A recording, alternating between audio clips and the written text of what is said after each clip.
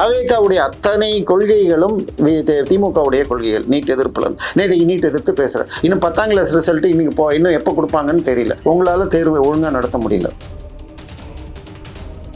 தமிழகத்தின் என்ன வார்த்தை நான் எனக்கு யூஸ் பண்றதுன்னு தெரியல. எச்எம் மீடியான்னு சொல்றதா எட்டப்பன் மீடியான்னு சொல்றதா. அவர் முன்னாடி ஸ்டூல் மேல ஷூ காலை போட்டு எப்படி கேட்குறீங்கன்னு கேள்வி கேட்டதெல்லாம் ஆன்லைன்ல இன்னைக்கு. மத்திய பிரதேஷ் தோல்விக்கு இன்னொரு முக்கிய காரணம் 50 நாள் முன்னாடி தான் நம்ம உதயநிதி ஸ்டாலின் அவர்கள் சனாதன ஒழிப்பு மாநாட்டை நடந்தார். அதுக்கு அடுத்த வாரம் அங்கு மாநாடு நடப்பதாக இந்தி கூட்டணி மாநாடு. எவனாவது வாயை திறந்தா உதப்பேன்னாரு. அவர் பேட்டியிலேயே இங்கே அபிஷியலாவே சொல்லியிருக்கார், எங்கள் தோல்விக்கு காரணம் உதயநிதி பேச்சு தான். இப்ப தாவேகா பிளஸ் காங்கிரஸ் சேர்ந்தாலே அது 39 ஆயிடுச்சு. இந்த ஓட்டு சதவீதம் வச்சாலே இன்னும் அதில் அதிமுகவில் ஒரு பிரிவுனா 10%னா 45னா கிட்டத்தட்ட அவர்கள் 220 சீட்டை கூட ஜெயிக்கலாம் 2011 தீர்ப்பை போல. சோ அதனால இந்த நிமிஷத்துல தேர்தல் வரத விரும்ப மாட்டாங்க. TR பாலுவும் கனிமொழியும் சேர்ந்து கொண்டு திருவாரூரான் சுகர்ஸை வாங்கியதில் 4 சுகர் ஃபேக்டரியிலும் டிஸ்டிலரியை இம்ப்ரூவ் செய்து சாராய சப்ளையை பெருது பண்ண போறார்கள். இதை எதிர்த்து ஒரு நோட்டீஸ் அனுப்பிச்சாங்க கனிமொழி தரப்பில். அந்த நேரத்தில் எலெக்ஷனுக்கு முன்னாடி 2 வருஷம் ஆச்சு ஏதாவது பண்ணாங்களா? சோ வழக்கு போடலன்னாலே அவங்க பேட்டா இன்னும் ஜாஸ்தி ஆகும்னு பயப்படுறாங்க. PTR அவர்கள் வெள்ளை அறிக்கையை கொண்டு வந்தார். அந்த வெள்ளை அறிக்கை அவங்க நீங்க அந்த 505 வாக்குறுதியில 5 லட்சம் கோடி கடன் இருக்கே, இவையெல்லாம் எப்படி நிறைவேற்ற முடியும்? திமுக நாங்கள் நிர்வாகத்தின் திறனுடையவர்கள், லீக்கேஜஸ் தடுப்போம்னே வாசகம் இருக்கு, உங்களுக்கு வேணாலும் அனுப்புறேன். ஆனால் வெள்ளை அறிக்கையில 5 லட்சம் கோடிங்கிறது 460 குறைஞ்சுதான் போச்சு.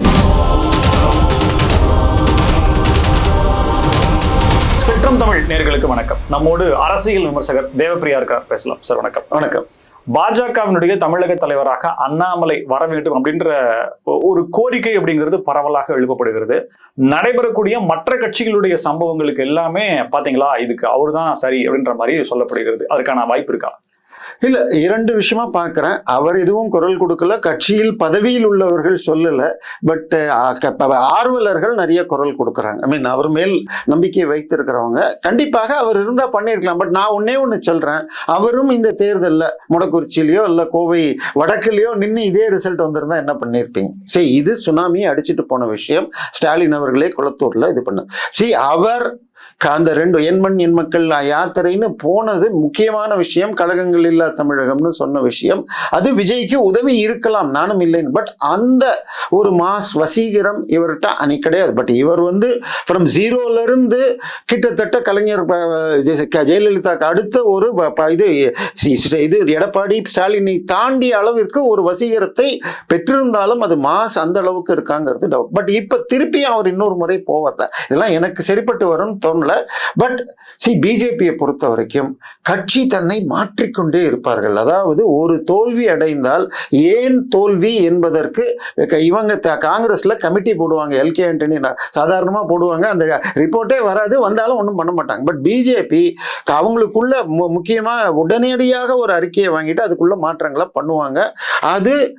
அதுக்கு ஏற்ற மாதிரி ஒரு மாநிலத்துக்கும் பிளான் மாறும்.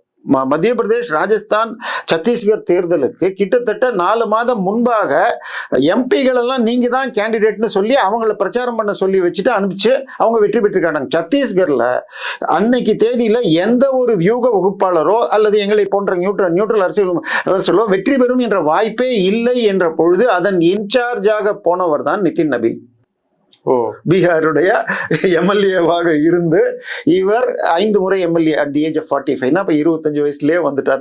சோ அவர் சத்தீஸ்கர் பொறுப்பாளராக போய் அங்க என்னென்ன சிக்கல்கள்னு கண்டுபிடித்து ஒன்னொன்னையாக பிளாக் பண்ணி எதை பேசணும்னு. உதாரணமா நீங்க அடிக்கடி எடுப்பீங்க ஜேவிசி ஸ்ரீராம் அவர்கள், டெல்லிக்கு யாரும் போய் பாரத் மாதா கி ஜெயலாம் சொல்லாதீங்க, தண்ணி என்ன கலர்ல வருது, இங்க இருக்கிற ஸ்கூல் எப்படி இருக்குது, இங்க இருக்கிற ஹாஸ்பிட்டல் எப்படி இருக்கு, இந்த பிரச்சனைகளை சொல்லுங்கள். மோடி கேஜ்ரிவால், மோடி வெர்சஸ் ஸ்டாலின்ங்கிற மாதிரி கொண்டு போகக்கூடாது. அந்தந்த ஊர்ல நான் சொல்றது பிஜேபி வெர்சஸ் எதிர்கட்சி டைரக்டா இருக்கப்ப இப்படி சொன்னது. ஹரியானாவா இருக்கு, அதுக்கப்புறம் வந்து எல்லா ஸ்டேட்டையுமே ஸ்டேட் இஷ்யூ இது பண்ணாங்க. ஸோ இப்படி சத்தீஸ்கர்ல பண்ணி வெற்றி. அதே நேரத்தில் மத்திய பிரதேஷும் காங்கிரஸ் தப்பிக்க கூடும் இல்லை மாறலாம் என்றது ஜெயிச்சாங்க. பட் மத்திய பிரதேஷ் தோல்விக்கு இன்னொரு முக்கிய காரணம் கரெக்டாக அதுக்கு ஒரு 40 நாள் முன்னாடி தான் நம்ம உதயநிதி ஸ்டாலின் அவர்கள் சனாதன ஒழிப்பு மாநாட்டை நடந்தார். அதுக்கு அடுத்த வாரம் அங்கு மாநாடு மாநாடு நடப்பதாக இருந்தது, இந்தி கூட்டணி மாநாடு. எவனாவது வாயை திறந்தா உதப்பேன்னாரு. அவர் பேட்டியிலேயே இங்கே அபிஷியலாவே சொல்லியிருக்கார், எங்கள் தோல்விக்கு காரணம் உதயநிதி பேச்சு தான். ஸோ இந்த அளவுக்கு ஸ்ட்ராட்டஜி பண்ணி பண்றவங்க. இப்போ இன்னும் சொல்ல போனால் மோடி அமித்ஷா பேர்ல ஒரு பெரிய குற்றச்சாட்டே இருக்கும். அவங்க 2 குஜராத்தி சேர்ந்துட்டு கட்சியே தங்க கையில வச்சிருக்காங்க. இதற்கு முன்னாள் தலைவராக இருந்த ஜேபி நட்டா வந்து இமாச்சல் பிரதேஷ் சேர்ந்தவர். ஸோ அவரும் டாஸ்க் மாஸ்டர் இருந்தாலும் அவருடைய மாநிலமே 4 MP தான். ஸோ அப்படி எதுக்கு ஒரு டம்மி சின்ன மாநிலத்திலிருந்து கொண்டு வரீங்கன்னா, இப்போ பீகார் இந்தியாவின் 4வது அதிக இது உள்ளதுலேருந்து ஒரு 45 வயது பெருவாரியான ஜாதியை சேர்ந்தவர். ஸோ ஏன்னா எல்லா கணக்கும் ஒத்து வரணும். ஸோ அடுத்த தலைமுறைக்கு ஒப்படைக்க அமித்ஷா மோடி ரெடி ஆயிட்டாங்க. ஸோ இப்போ ஒரு பக்கம் நான் இன்னும் ஒரு வாரத்துக்குள்ள எந்த அளவுக்கு சிக்கல்கள் ஈரான் போரில் வரும்லாம் தெரியாது. பெட்ரோல், எல்பிஜியில் ஆரம்பிச்சு ஃபெர்டிலைசர், இது ஒன்னொன்னாக சிக்கல்கள் வந்துட்டு இருக்கும். ஸோ இதில் கிட்டத்தட்ட அமைச்சர்கள் அங்கேயே தான் இருக்கணுங்கிற அளவுக்கு இருக்க முக்கிய அமைச்சர்கள். ஸோ டிசிஷன் எடுக்கிறதுல ரொம்ப சிக்கல்கள் இருக்கு. ஸோ இந்த சூழ்நிலையில் இதனால நிதின் நபீனுக்கு உதவியாக யார் யார் வேணுங்கிறதுலேயே இன்னும் டிசைட் பண்ணாமல் இருக்காங்க. எலெக்ஷன் ஒரு காரணம், அங்க இருக்கிற சிக்கல். சோ அவர் தன்னுடைய உள்வட்டத்தை, தனக்கு உதவியாளர்கள், செக்ரட்டரிஸ், அதுக்கு அண்ணாமலை வேண்டும் என்று சொன்னால் கட்சியில் அவருக்கு மிக உயர்ந்த பதவி, டெப்டி செயலாளரோ இல்ல அகில இந்திய பொதுச் செயலாளர்கள்ல ஒருவராகவோ போட்டு தென்னகை இன்சார்ஜ்னு கொடுக்கலாம். பட் இல்லை, கட்சிக்கு வேண்டாம், அவரை அரசியல் ஆட்சிக்கு யூஸ் பண்ணிக்கங்க. ஏன்னா கட்சி தான் அவங்களுக்கு முக்கியம் லாங் டேர்ம். பட் 29லயும் பெருசா தமிழ்நாட்டில இருந்து பெரிய எதிர்பார்ப்பு கிடையாதுன்னு கட்சியில அந்த உயரிய பதவி கொடுக்கறது பாஜகவினுடைய தமிழக வளர்ச்சிக்கு எந்த இல்ல. அங்கதான் வரேன். அவங்களுடைய பிஜேபியுடைய ஒர்க்கிங்கே ஒரு பக்கம் ஆட்சியை தனியாக, அது கட்சி ஜெயிச்சுக்கிட்டே இருக்கணும். அடுத்த தேர்தல், இந்த தேர்தல் முடிஞ்சா உடனே அடுத்து பஞ்சாப் வருது, அதுக்கு அடுத்தது யூபி வருது, அதுக்கு அடுத்தது இது வருதுன்னு இன்னொன்னு ஆட்சி ஒழுங்கா போயிட்டு இருக்கணும். அது தனியாக ஒரு நாளைக்கு 22 மணி நேரம் உழைக்கிற மோடி பக்கம். சோ ஆட்சிக்கு உழைக்கிறதுக்கு அமித்ஷாவும் நிதின் நபீன் போன்ற ஒரு டீம். சோ அவங்க இப்ப 29ல தமிழ்நாட்டின் இருந்து என்ன அதிகபட்சம் கிடைச்சிடும். இப்போ உங்களுக்கு 2014 முழு மெஜாரிட்டியாக பிஜேபி வந்தப்ப என்டிஏவாக 2 சீட் கோயம்புத்தூரும் இது அன்புமணி ராமதாஸும் பொன்னாரும், 19ல வெறும் ரவீந்திரநாத் தேனி மாத்திரம், 24ல ஒண்ணு கூட கிடையாது. ஸோ இந்த முறை 2-4 வந்தாலும் அது லாபம் தான், அவ்வளவுதான் அதிகபட்சம்னு வச்சுக்கோங்க. ஸோ அதிமுக முழுசா இருந்த அந்த கூட்டணி இருந்த 29 MP எலெக்ஷன் சொல்றீங்க, 2029ல ஒண்ணு கூட ஜெயிக்கல. இப்ப நான் சொல்றது 29க்கு வாங்க. 29 MP எலெக்ஷன்ல இப்ப அதிமுக 2ஆ உடைஞ்சு போய் அதோட இருக்கிறது பெஸ்டா, இல்ல பாமகவை விஜய் இதுவரைக்கும் சேர்த்துக் கொள்ளாதனால மீண்டும் ஒரு என்டிஏ. இனிமேல் இண்டி கூட்டணியிலிருந்து திமுக விலக்கப்பட்டது. இன்னும் சொல்ல போனால் திருமாவர்கள் அவர் காட்டுமன்னார் கோயில் வேட்பாளராக காங்கிரஸ் கட்சிக்காரரை போட்டாரு. இங்க விஜய் இதப்போ இங்க இல்லாம அவர் டெல்லிக்கு போய் காங்கிரஸ் தலைமையை பார்த்து விட்டு இண்டி கூட்டணியில திமுக இடத்துக்கு விஜயாங்கிற பேச்சுகளுக்கு அவர் கூட வருவாராங்கிறது உறுதி வாங்கப்பட்ட கூட்டணி. திமுக இடத்திற்கு தாவேகா வந்தால் விசிகா தன்னோடு இருக்குமா? ஏன்னா கம்யூனிஸ்டை காங்கிரஸ் பெரிய அளவுல நம்புறதில்லை. அதாவது யாரெல்லாம் எங்க பலமா இருக்காங்களோ அங்க இண்டி கூட்டணி கிடையாது. கேரளால 2 பேரும் பலம் கூட்டணி கிடையாது. இதுல மத்திய பிரதேச வெஸ்ட் பெங்கால்ல இண்டி கூட்டணியை சேர்ந்த மம்தா இவங்களை சேர்த்துக்க மாட்டாங்க. சோ இது மாதிரி யாரெல்லாம், சோ இப்ப அவங்களுக்கு முக்கியம் விசிகா தன்னோடு இருக்குமா, அதை உறுதி பண்ணிக்கிட்டாங்க. சோ அப்ப திமுக தனியா போய் நின்று அதிமுகவின் ஒரு உடஞ்சு 2ல் ஒரு பகுதியோ அல்லது அதோடு பாமக தேமுதிக வந்தா தேமுதிகன்னு வச்சால் 2014 போல நின்று இன்னும் கொஞ்சம் பலமோடு போட்டியிட்டால் 4-5 சீட்டு ஜெயிக்கலான்னு வச்சுக்கோங்க. கிட்டத்தட்ட 2014 மோடி இலை இருந்து பண்ணா. ஸோ அவ்வளவுதான் அதிகம். பட் அதை விட ஆட்சிக்கு வந்தால் ஸோ இல்லை அப்படி தேவைனாலும் இப்ப இருக்கிற நயினாருடைய பதவியே இன்னும் கிட்டத்தட்ட 2028 எண்டு வரைக்கும் வருதுன்னு நினைக்கிறேன். 3 வருடம் ஒரு இதுங்கிறப்ப.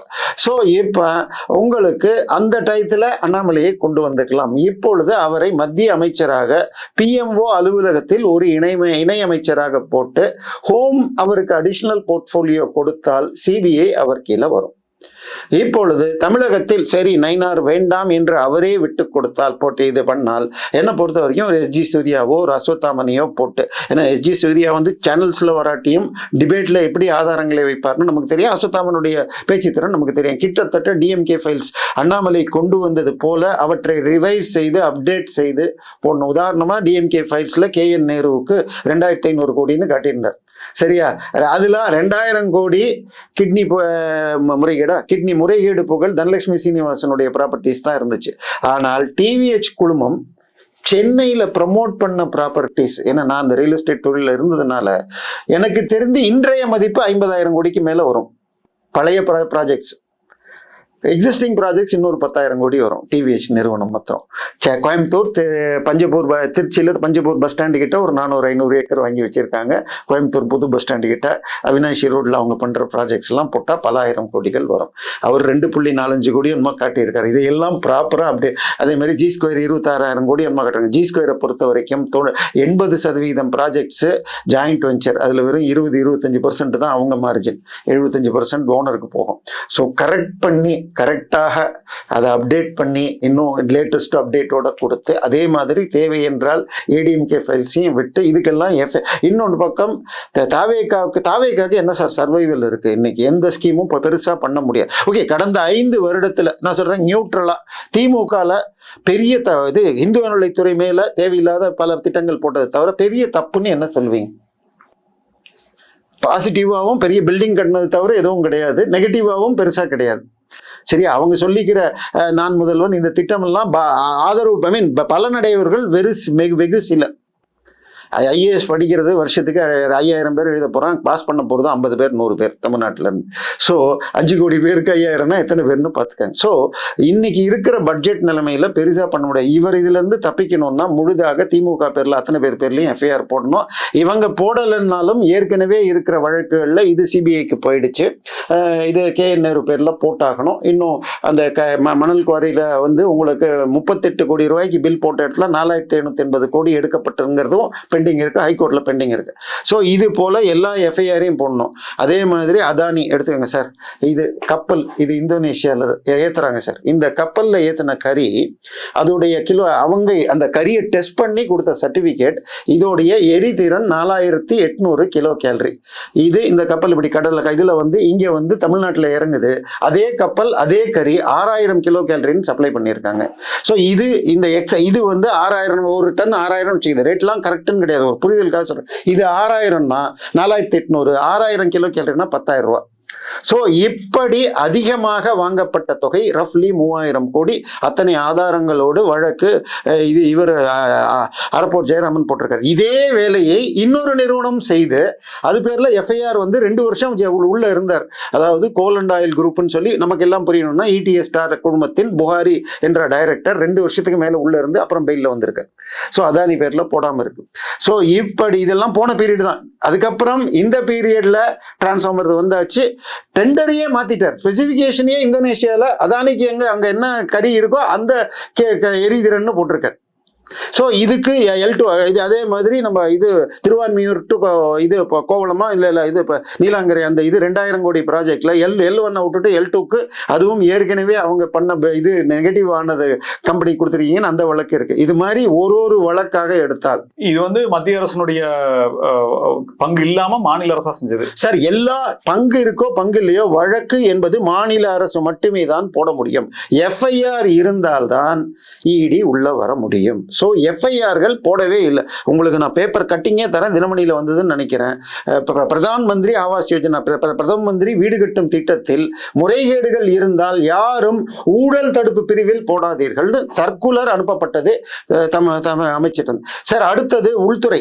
அதாவது இப்ப இது நீங்க இந்த மின்மாற்றி வழக்கை எடுத்து டிரான்ஸ்ஃபார்மர் எடுத்துக்கிட்டு அண்ணாமலை அவர்களுக்கு வந்தோம் அப்படின்னம்னா, இப்ப தமிழ்நாட்டுல பாஜக வளர்ச்சிக்கான முயற்சிகளை அங்கதான் பாஜக எடுக்குதுன்னா அதுக்கு அண்ணாமலைய சென்ட்ரல்ல கூப்பிட்டாங்க அப்படின்னா இங்க எப்படி அதனுடைய கிடைக்கும்? அண்ணாமலை என்ன செய்வாரோ அதே அளவுக்கு நல்ல பேச்சு திறமை கொண்டு ஃபீல்டு ஒர்க்கிங்கும் பண்ணக்கூடிய வேறொருவரை போட்டுட்டு மத்திய அமைச்சர் ஆனாலும் அவரும் மனைவி குழந்தைகளை பார்க்கறதுக்கு மாசத்துக்கு 2 தடவை 3 தடவை அப்ப பேட்டி கொடுத்தாலே போதும் இல்ல சார். தினந்தோறும் இன்னொன்னு, அண்ணாமலை கமலாலயத்தில் வெறும் தலைவராக உட்கார்ந்து பேட்டி கொடுத்தா தமிழகத்தின் என்ன வார்த்தையை நான் எனக்கு யூஸ் பண்றதுன்னு தெரியல, HM மீடியான்னு சொல்றதா எட்டப்பன் மீடியான்னு சொல்றதா, அவர் முன்னாடி ஸ்டூல் மேல காலை ஷூ காலை போட்டு எப்படி கேட்குறீங்கன்னு கேள்வி கேட்டதெல்லாம் ஆன்லைன்ல இன்னைக்கும் இருக்கு.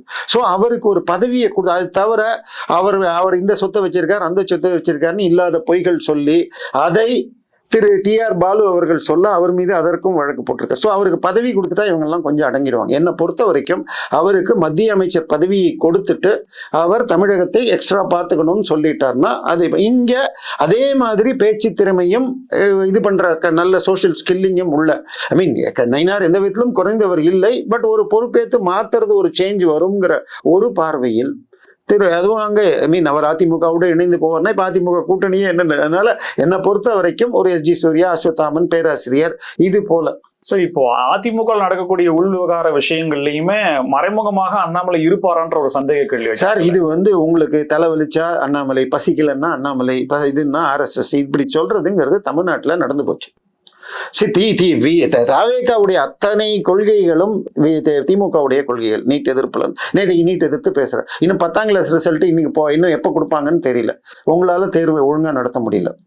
சோ இது இந்த மாவோயிச சிந்தனை அது அப்படியே பெரும்பாலானவற்றை தாவேகாவும் சொல்லியிருக்கு. என்னை பொறுத்த வரைக்கும் அவருக்கு அந்த கொள்கை இருக்குன்னு நான் நம்பல. ஆனால் தமிழ்நாட்டு ஓட்டர்ஸுக்கு அது ஒரு எளிதான வழின்னு தான் சொல்லியிருக்காரு. ஏன்னா உங்களுக்கு எலெக்ஷனுக்கு முன்னாடி வரைக்கும் இது கோயிலுக்கு போகாதவர் எலெக்ஷன் முடிஞ்சு அந்த கவுண்டிங் கேப்ல 2 கோயிலுக்கு போய் சத்ரு சம்ஹார யாகம் வரைக்கும் பண்ணிட்டு வந்தார். ஸோ அவருக்கு கொள்கை பற்றுன்னு, அது தவிர அரகஜான்னு சொல்லி ஸ்பெஷல் இது வரைக்கும் யாரும் கேள்விப்படாத ஒரு கருப்பு கலர் இதை வச்சுக்கிட்டு வராரு. அவர் ஒரு ஸ்பெஷல் அட்வைஸ் அதுக்கும் சொல்லப்படுகிறது.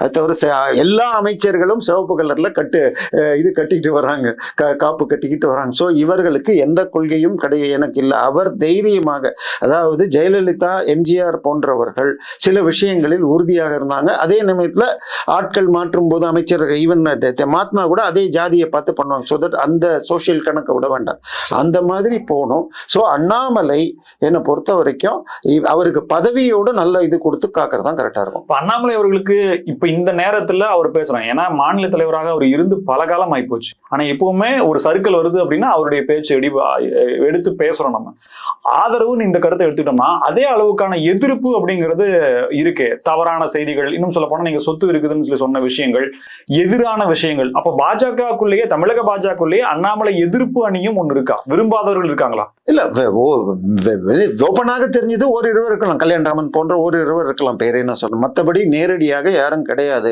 ஃபீட் பண்றதுக்கு அதே மாதிரி வலதுசாரிகள்லயே சில பத்திரிகையாளர்களும் இருக்கலாம். பட் பிரச்சனை என்னன்னா, இது எல்லாமே அவர் சொன்னது தப்புன்னு எந்த டேட்டாவும் நேரடியாக யாரும் மறுத்ததில்லை. நானே சொல்றதெல்லாம் இது எல்லாமே டிஎம்கே ஃபைல்ஸ்ல சொல்றது கூட மொத்தவங்க யாரும் காட்டினதில்லை. இது மாதிரி அவர் காட்டின எல்லாத்துலயுமே என்னால காட்ட டிஎம்கே ஃபைல்ஸ்லயே ஒரு புள்ளி விவரமா ஒரு கம்ப்ளீட்டான தகவல் இல்லைன்னு தானே சொல்றாங்க. ஏற்கனவே இருக்கிறதா அவர் சொல்லிருக்காரு. ரொம்ப ஒரு மாதிரி கதை சொல்லக்கூடிய விஷயம் தான் மாறி இருக்கு. சார் அப்படி சொல்லி இருந்தால் நான் சொல்றது கிட்டத்தட்ட உங்களுக்கு வேணும்னா பேப்பர் கட்டிங்க என்னால் கொடுக்க முடியும்னா, நான் 50 கோடிக்கு வழக்கு, நான் 500 கோடி கேட்பேன்னு சொல்லி எல்லாரும் நோட்டீஸ் அனுப்பிச்சாங்க. வழக்கு போட்டது TR பாலு ஒன்று தான். போட்டதுக்கு அப்புறம் கோர்ட்டுக்கு எப்படி கஷ்டப்பட்டார், நான் எந்த கார்ல வரேன், எந்த கப்பலுக்கு எங்க கடன் வாங்கினேன், கடன் கொடுத்த ஆள் யாருன்னே தெரியாது, தன் மகனையே அந்த கம்பெனி டர்ன் ஓவரே பண்ணாமல் ஆனா கடன் பத்திரம் கொடுத்துருக்குங்கிற அளவுக்கு ஒரே ஒரு நாள் குறுக்கு விசாரணையில வெளிவந்த விவரங்கள். ஸோ சார் வேற ஒன்றும் வேணாம் சார். அதுக்கு பேர் என்ன, மன்னார்குடி தொகுதி MP-யாக போன முறை நாம் தமிழர் சார்பாக காளியம்மாள் போட்டியிட்டப்ப ஒரு செய்தியை சொன்னாங்க. TR பாலுவும் கனிமொழியும் சேர்ந்து கொண்டு திருவாரூரான் சுகர்ஸை வாங்கியதில் 4 சுகர் ஃபேக்டரியிலையும் டிஸ்டிலரியை இம்ப்ரூவ் இது சாராய சப்ளையை பெருது பண்ண போறார்கள். இதை எதிர்த்து ஒரு நோட்டீஸ் அனுப்பிச்சாங்க கனிமொழி தரப்பில். அந்த நேரத்தில் எலெக்ஷனுக்கு முன்னாடி, இப்போ 2 வருஷம் ஆச்சு, ஏதாவது பண்ணாங்களா? ஸோ வழக்கு போடலன்னாலே அவங்க பேட்டா இன்னும் ஜாஸ்தி ஆகும்னு பயப்படுறாங்க. அதில் சரக்கு இருக்கு. இன்னொன்று, டிஎம்கே ஃபைல்ஸில் 90% அவருடைய டீம் தான் ஒர்க் பண்ணிச்சு. ஸோ அது அவர் ரிலீஸ் பண்ணது தான். அவர் இத்தனையும் சுற்றிக்கிட்டு அவர் பண்ண முடியாது. ஒரு டீம் தனியாக ஒர்க் பண்ணிச்சு. ஸோ அந்த டீம் டிஎம்கேவுடைய டீம் தான். பிஜேபியுடைய ஒரு டீம் தான். மேபி டிஎம்கேல தான் ஹெல்ப் வரலாம். ஏன்னா இப்போ உதாரணம், இப்போ திமுக தரப்புக்கு இணக்கமா தாவேகா இருக்குன்னு சில பாயிண்ட்ஸ்ல நீங்க சொன்னீங்க. மத்திய அரசு தாவேகா வச்சு சட்ட ரீதியாகவே இந்த FIR போடுறது, இன்னும் வழக்குகள்ல புதியா போடுறது, ஆதாரங்களை திரட்டுறது, இந்த மாதிரியான வேலைகளை தாவேகா வைத்து செய்யுமா? ஒருவேளை சொல்லி செய்யல அப்படின்னா அதுக்கு என்ன மாதிரி மத்திய அரசுலாம் வேணாம் சார், நீங்களுமே பண்ணலாம் சார். எல்லாமே விவரம் வெளியில இருக்கு. எல்லா KNR மேல FIR போடுறதுன்றது மாநில அரசு தானே செய்யணும், மாநில காவல்துறை தானே செய்யணும் சார். ஏற்கனவே இருக்கிறத ஹைலைட் பண்ணா போதும் சார். இப்ப உங்களுக்கு மணல் கடத்தல்ல 5 மாவட்டங்களில் உங்களுக்கு மணல் அள்ளியதுன்னு பில்லு போட்டது 38 கோடி. இப்போ நீங்க மணல் அள்ளுனா ஒரு யூனிட்னா 1 மீட்டருக்கு 1 மீட்டருக்கு ஆழம். ஸோ இதை ட்ரோனை வச்சு ஐஐடி கரக்பூர்ல இருந்து ஆரம்பிக்கப்பட்ட ஒரு சிறு கம்பெனி மூலமாக பண்ணி அவங்க சர்டிஃபை பண்ணி கொடுத்துருக்காங்க. அது மாத்திரம் போதுமா? இப்போ நீங்கள் 2 வீலர் வச்சிருக்கீங்க, நீங்கள் போன வாரம் நீங்கள் 3452 கிலோமீட்டர் கிடச்சி, இந்த வாரம் 600 கிலோமீட்டர் சேர்ந்துக்கிட்டே இருக்க மாதிரி அந்த ஜேசிபி இயந்திரம் ஒரு முறை அள்ளியதும் அதில் கணக்காகுது. எல்லாமே ஹிட்டாச்சியுடைய மிஷின்ஸ். ஸோ டொயோட்டாவுடைய மிஷின். ஸோ அதையும் செக் பண்ணால் 4738 கோடிக்கு அள்ளப்பட்டிருக்கு. வெறும் 38 கோடி கொடுக்கப்பட்டிருக்கு தமிழக அரசுக்குன்னு. இதோட இன்னொன்று என்னன்னு சொன்னால், நீங்கள் இந்த பில்டிங்க்கு ஏதாவது ஒரு சின்ன மாற்றம் செய்யணும் அப்படின்னு மண்ணு எவ்வளோன்னு இங்கே கோடம்பாக்கத்தில் கேட்டிங்கன்னா ஒரு லோடு 10,000 to 12,000 ரூபா. ஆனால் இந்த 4738 கோடிகள் என்று சொல்பவை எல்லாம் ஜாஸ்தி இல்லை, வெறும் 850 ரூபா கவர்மெண்ட் ரேட். 850 ரூபா ரேட்ல நஷ்டம். 5 டிஸ்ட்ரிக்ட்ல 4750 கோடினால் 30 டிஸ்ட்ரிக்ட்ல மண்ணல்றோம். போட்டுக்கங்க எவ்வளவு. ஸோ இது சார் எல்லா விவரங்களும் வெளியில இருக்கு. பிஎம் ஆவாஸ் யோஜனால எத்தனை பில்டிங் கட்டல, இதுல அதுக்கு பேர் என்ன, ஜல்ஜீவன் திட்டத்துல அதுக்கு பேர் என்ன சொல்றது, நம்ம தண்ணி கொள்ளிடம் கூட்டுக்காக இது குடிநீர் திட்டம் சொல்லி 12 மாவட்டத்துக்கு போகுது. பைப்பே குடிநீர் சப்ளை கனெக்ஷனே கொடுக்காம முடிச்சுட்டு பணத்தை எடுத்திருக்காங்க. இதை வழக்காக போட்டு ஒருவர் கண்ணன் ஒருத்தர் போட்டு அது சிக்கல் இருக்கு. இது எல்லாமே வெளியில இருக்கு சார். பிரச்சனை இவற்றை தொகுத்து வழக்கு போட்டு கவர்மெண்ட்டை வழக்கு போடணும்னா போன ஆட்சியில உங்களுக்கு வீட்டுக்கு அதுதான் சார் அந்த வேலையை செய்வாங்களான்னு கேக்குறேன். தாவேகா செய்யுமா? செய்யலன்னா மத்திய அரசு என்ன சார்? அதை விட்டா சர்வைவல் என்ன சொல்லுங்க? தாவேகாக்கு வேற என்ன சர்வைவல்? அதனாலதான் இப்போ அவங்க கம்யூனிஸ்ட் 224 அதனாலதான் அதிமுகவை உள்ள இழுத்துக்கிட்டார். கம்யூனிஸ்ட் 224 விசிக 2 ஐயுஎம்எல் இதுக்கு எதிர்ப்பாங்க. அவங்களே எதிர்க்க மாட்டாங்க. சூப்பரான பாயிண்ட் வந்துறீங்க. இப்ப இந்த இடத்துல பாஜகவோட பிளே இருக்கா? இதெல்லாம் செய்ய வைக்கணும்னா தாவேகா ஸ்டேபிளா இருக்கணும். அதுக்காக அதிமுக உடைக்கிற வேலையை பாஜக செய்துன்றது சொல்லலாம் சார். தாவேகா ஸ்டேபிளா இருக்கிறது இருக்காதது எல்லாருக்குமே தேவை. இன்னொரு 1 வருஷத்துக்குள்ள தேர்தலை சந்திக்கும் இது யாரும் இல்ல. இன்னும் சொல்ல போனா இன்னைக்கு தினமலர்ல ஒரு செய்தி, அதிகாரிகளிடம் பட்ஜெட்டுக்கு எல்லாமே 1 வருடத்திற்குள் முடியும் திட்டங்களாக அதிகமாக ஆலோசனை கூறுங்கள்னு இன்னைக்கு காலையில ஹெட்டிங்கோட நீங்க திட்டம் போட்டா 1 இயர்க்குள்ள முடிச்சிடணும். அது மாதிரி திட்டங்களுக்கு முக்கியத்துவம் கொடுங்கள். ஏன்னா விஜயம் 1 வருடத்தில் வைத்து ஃபுல் மெஜாரிட்டியோட மீண்டும் எலெக்ஷன் கொண்டு வரலான்னு ஒரு பிளான்ல இருக்காது. இன்றைக்கு அதிமுகவோ திமுகவோ பாஜக விட்டுருங்க, இவங்க யாரும் இன்னொரு தேர்தலை சந்திக்கிற நிலைமையில இல்ல. இன்னும் சொல்ல போனால் சார் 80 தேர்தல்ல இருந்து 80ல பார்லிமெண்ட் தேர்தல்ல திமுகவும் இந்திரா காந்தி நேருவின் மகளேன்னு அழைச்சு சேர்ந்தப்ப 39க்கு 37. 84ல இருந்து அதிமுக கூட்டணியில இருந்தப்பெல்லாம் காங்கிரஸோடு இருந்த அதிமுக ஜெயிச்சது. 96ல திமுகவோடு காங்கிரஸோடைய இன்னொரு பிரிவாக அந்த இடத்த அப்படியே தமிழ் மாநில காங்கிரஸ். ஸோ காங்கிரஸோடு தமிழகத்தின் முதல் 2 கட்சியின் முக்கிய கட்சி சேர்ந்தால் அவங்க தான் ரூலிங். இதுதான் உங்களுக்கு 2016 வரைக்கும் உள்ளது. 16ல 4ஆ பிரிஞ்சு போச்சு. ஸோ இப்ப தாவேகா பிளஸ் காங்கிரஸ் சேர்ந்தாலே அது 39 ஆயிடுச்சு. இந்த ஓட்டு சதவீதத்தை வச்சாலே இன்னும் அதில் அதிமுகவில் ஒரு பிரிவுனா 10%னா 45ன்னா கிட்டத்தட்ட அவர்கள் 220 சீட்டை கூட ஜெயிக்கலாம் 2011 தீர்ப்பை போல. ஸோ அதனால இந்த நிமிஷத்துல தேர்தல் வரதை விரும்ப மாட்டாங்க. வழக்கு போட்டு எஃப்ஐஆர் போடுறது தான் தடுக்க பார்ப்பாங்க. பட் சர்வைவல் இவருக்கு ஸ்கீம் ஒரு பக்கம்னா எஃப்ஐஆர் தான். விஜய்க்கு தனக்கு சர்வைவல்ல முக்கியமான விஷயம். ஒரு பக்கம் ஸ்கீம்ஸ் பல ஊழல்களை கண்டுபிடிச்சு இதெல்லாம் நான் தடுக்கிறோம். ஏன்னா ஊழலை கண்டுபிடிக்கணும்னா வேற யாரும் வேணாம் சார். கை வச்சா திமுக கடுமையான எதிர்ப்பு சந்திக்கும் சார். இது அவங்க எல்லாம் வெளியில் சார். பிடிஆர் அவர்கள் வெள்ளை அறிக்கையை கொண்டு வந்தாரா? அந்த வெள்ளை அறிக்கை அவங்க நீங்க அந்த 505 வாக்குறுதியில 5 லட்சம் கோடி கடன் இருக்கே, இவையெல்லாம் எப்படி நிறைவேற்ற முடியும்? திமுக நாங்கள் நிர்வாகத்தில் திறனுடையவர்கள், லீக்கேஜஸ் தடுப்போம்னே வாசகம் இருக்கு, உங்களுக்கு வேணும்னாலும் அனுப்புறேன். ஆனால் வெள்ளை அறிக்கையில 5 லட்சம் கோடிங்கிறது 460ன்னு குறைஞ்சுதான் போச்சு. ஆனால் அதே பிடிஆர் அந்த வெள்ளை அறிக்கை கொடுத்துட்டு ஒரு 5 மாசம் கழிச்சு எக்ஸ்பிரஸ்ல பேட்டி கொடுத்திருக்காரு. இன்னைக்கும் ஆன்லைன்ல இருக்கிறது. டாஸ்மாகில் வரும் லீக்கேஜஸ், அதாவது excise and customs duty 2 to 3% of state GSDP, மாநில வர்த்தக கொள்திறன் என தமிழ் வார்த்தை ஜிஎஸ்டிபிக்கு நான் சொல்றேன். இது அன்னைக்கு கிட்டத்தட்ட 27 லட்சம் கோடி. 2 மடங்குன்னா 54,000 கோடி, 3 மடங்குன்னா 72,000. இன்னைக்கு 33 லட்சம் கோடி, 99,000 கோடி வரை தனியார் கைகளுக்கு செல்கிறது. அதே போல மணல், கல் மற்றும் கிரானைட் வருஷத்துக்கு 50-60,000 கோடி. இது 2 லீக்கேஜஸ்ல 90% தடுத்தால் இந்த கடன்ல பாதியை குறைக்கலாம். இந்த அளவுக்கு போவாரான்னு தெரியாது. ஆனாலும் இது உடனடியா உடனடியா பண்ண முடியாது. நடக்குதா நடக்கலன்னா சரி இல்ல, சகாயம் எல்லாம் உள்ள கொண்டு வருதுங்கிறப்ப இது நம்பிக்கை தருகிறது. சோ இது எல்லாம் நடந்து, ஆனாலும் பண்ணாலும் உடனடியா வராது. ஒரு 6 மாசமாவது இதை இம்ப்ளிமெண்ட் பண்ற. சோ அதனால இவருக்கு ஒரே சேஃப்கார்டு கேஸ் போடுறதுதான். சோ அதை செய்வதை தமிழக பாஜகவும் நம்மை போன்ற நடுநிலை சேனல்களும் அதை வற்புறுத்தி எல்லா எஃப்ஐஆரையும் போட வைக்கணும். எஃப்ஐஆர் உள்ள வந்தா இடி வரணும். இல்ல பிஜேபி டீல் போட்டுக்கிட்டு தடுத்துட்டாங்கன்னு வரக்கூடாது. ஏன்னா தூத்துக்குடியில கனிமொழியை எதிர்த்து தமாக நினைச்சு பிஜேபியில நிக்கல. தூத்துக்குடி தொகுதியில் அதிமுக 3வது இடத்துக்கு ரொம்ப போச்சு கூட்டணி. நாம் தமிழர் 2வது. நான் சொல்றது 24 தேர்தல். சோ அது இது கனிமொழிக்கும் அண்ணா அமித்ஷாக்கும் அண்டர்ஸ்டாண்டிங்லாம் சொல்லுவாங்க. அதே மாதிரி கிட்டத்தட்ட அதிமுக எல்லா அமைச்சர்களையும் இவங்களுக்கு தமாக தலைமையிலையும் இது கொடுத்தாங்க. சோ நான் இந்த அண்டர்ஸ்டாண்டிங் இல்லாம தெளிவாக, அதாவது 2009 தேர்தல்ல கழட்டி விட்டாரு இவர் ஒரிசால. 3 தேர்தல்களில் போட்டி போட்டு இப்ப முழுமையாக கைப்பற்றி விட்டாங்க. சோ 36 பிடிக்கணும் அப்படிங்கிற டார்கெட்டோட 31 எதிர்கட்சியா வரணும் அப்படின்னு பண்ணணும்னா அண்ணாமலைக்கு ஒரு நல்ல மத்திய பதவியும் அதோடு இங்க நல்ல அதே போல உழைக்கக்கூடிய இன்னொரு சுறுசுறுப்பான தலைமையும் பண்ணார்னா முடியும்.